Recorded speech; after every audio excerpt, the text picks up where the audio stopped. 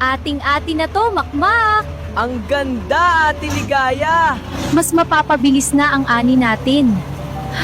Nakakatuwa talaga. Ako unang magmamaneho, ha? Ang dali pala niyang gamitin, ate, kaysa mano-mano, ha? Loko ka, baka naman isalpok mo lang sa pilapil. Mag-aral ka muna bago mo hawakan yan. Mukhang may masayang nagse-celebrate ng bagong traktor ah. Nakakatuwa namang makita na nakangiti kayong dalawa. Gab, nandito ka? Tingnan mo, ang ganda niya, no? Oo, Ligaya, sobrang ganda talaga pagmasdan. Deserve mo ang lahat ng yan, Ligaya. Sisiguraduhin ko na walang sinuman ang maninira niyan.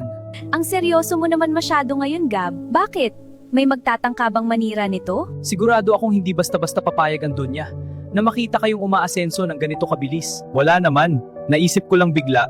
Kailangan lang talaga natin itong ingatan ng maigi. Ano? May sarili na silang makinarya sa bukid? Paanong nakabili ang mga hampas lupang yon? Sa tulong daw po na pinagbilhan ng ani nila. Kay Engor Kiko Valdez, senyora. Kiko Valdez, ang lakas talaga ng loob niya. Napakialamero ng lalaking yun sa negosyo ko. Hindi ako makakapayag sa ginagawa nila. Kailangan ko ng gumalaw. Gusto kong sirain mo ang bagong makinaryang yan. Gawin mo ang utos ko ngayong gabi mismo. Masusunod po ang lahat ng utos nyo, senyora. Walang matitira sa makina nila kundi retasong bakal. Tingnan natin kung hanggang saan talaga aabot ang pagyayabang ng magsasakang ligaya na yan. Tingnan lang natin kung makangiti pa sila bukas. Ako lang ang dapat mamuno sa bayang ito.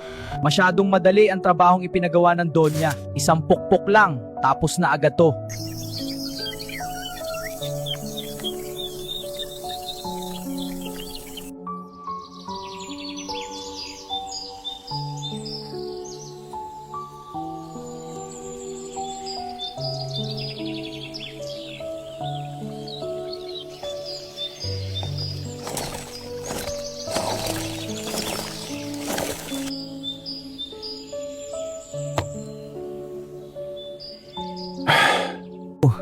Sabi ko na nga ba may gagalaw ngayon? Hindi talaga sila makapagpigil.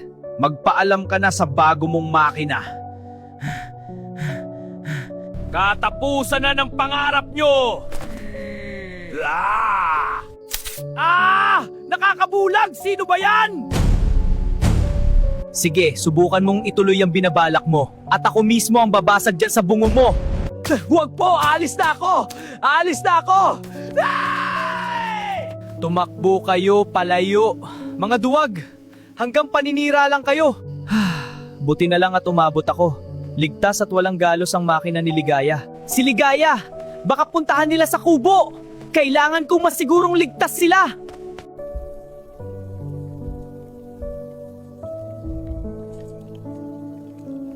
Salamat sa Diyos. Pati na rin sina Makmak, Talabong at Tiyang Salve. Hindi na talaga pwedeng palampasin ang mga ginagawa nila. Hello, Sir Kiko?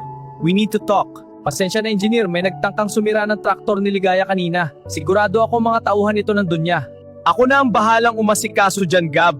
Papunta na lang ako dyan bukas ng umaga. Salamat, Sir Kiko. Laking tulong yan.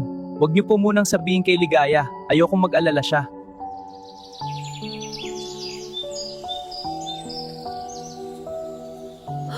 Ang sarap ng hangin. Magandang umaga sa ating lahat! Ha? Bakit may itim na sasakyan? Anong ginagawa ni Sir Kiko dito ng ganitong kaaga?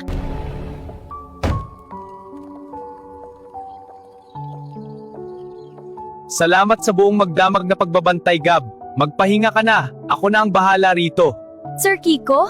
Gab? Ano pong nangyayari rito? Bakit may mga kasama po kayong gwardya ngayon? May nagtangkang sumira sa kuliglig mo kagabi, Ligaya. Pero huwag kang mag-alala, naharang ko sila. Si Doña Esmeralda na naman ba ang may gawa nito? Hindi na talaga siya titigil sa kakamaliit sa atin. Hayaan mo sila, Ligaya. Magpapalagay ako ng CCTV at guards. Poprotektahan ko ang investment natin sa inyo. Lahat ng hirap at pagtitiis namin ay nagbunga na. Patuloy lang lalaban ng pamilya di makulangan hanggang dulo.